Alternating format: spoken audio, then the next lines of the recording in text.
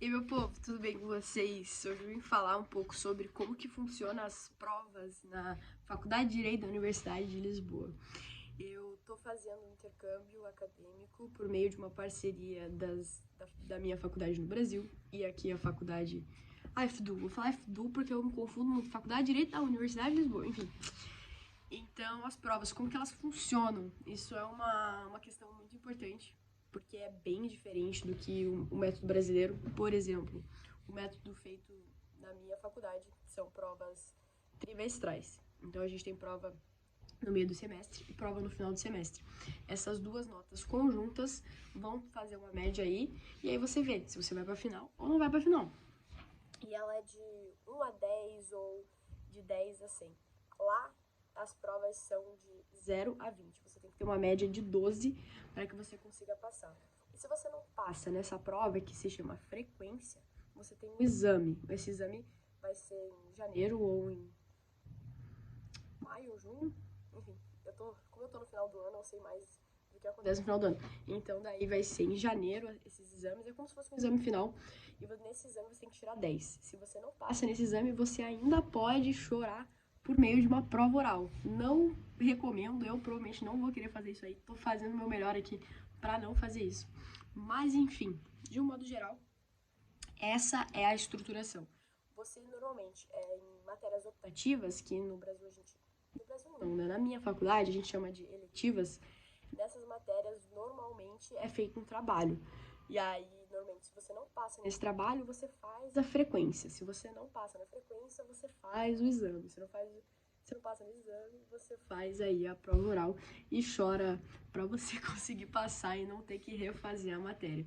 Eles têm questões específicas dessas provas, mas pelo que eu já falei aqui em outro vídeo sobre como que funcionam as aulas e as notas, basicamente as aulas se dividem entre práticas e as teóricas. Então aqui realmente vale nota, é baseado muito mais na prática do que na teórica. Como que funciona? Nas provas que eu fiz, por exemplo, eles feito um caso prático, baseado nas aulas práticas, e algumas questões baseadas nas aulas teóricas. Então, uma junção de tudo isso para que você consiga fazer uma prova. Uma prova de mais ou menos 1h30 a 2 horas, depende da matéria. Normalmente é 1h30, pelo que eu vi. Não me julguem se eu falar alguma coisa que possa ser um pouco equivocada, só coloca nos comentários aí, que aí vocês conseguem clarificar para todo mundo que quer entrar numa faculdade assim, e principalmente entrar na FDU, e descobrir como é que funciona essa questão de nota e de prova por lá. Os trabalhos, que também são vistos, né, como uma prova, assim, eles variam muito do professor, mas normalmente eles vão de 15 a 20 páginas e eles pedem toda essa questão de referências, de capa, sumário, toda uma estruturação que a ABNT que a gente usa no Brasil, é que eles usam uma outra que eu não vou me recordar o nome, mas tem toda uma estruturação para que você possa utilizar e deixar muito mais organizado para que o professor possa corrigir. E normalmente essas questões que são corrigidas pelo professor da aula prática, pelo professor assistente que eu expliquei no outro vídeo.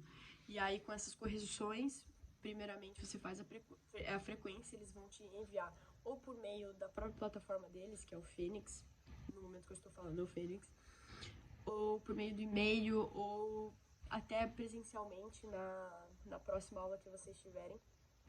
Ou eu, né? Enfim, eu ainda não recebi as minhas provas, eu recebi só apenas um trabalho, eu passei. Mas aí eu vou, com o tempo, eu vou ter mais experiência com isso e eu vou falando pra vocês, seja no Instagram, seja aqui ou lá no nosso amigo vizinho, o Tico. E de um modo geral é isso. É assim que são as provas, são divididas em casos práticos e também algumas perguntas teóricas.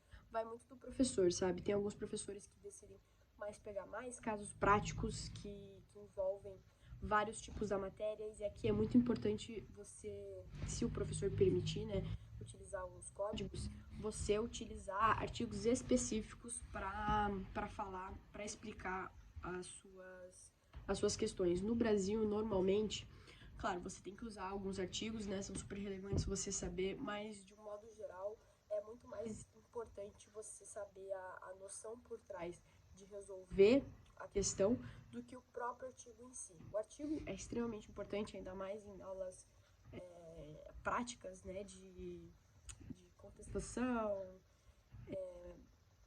petição inicial, né, todas as peças aí que a gente tem que fazer nas aulas práticas que eu ainda não fiz. Mas é isso, essas são as diferenças, normalmente eles não têm múltipla escolha, eles falam escolha múltipla, e normalmente é assim mesmo.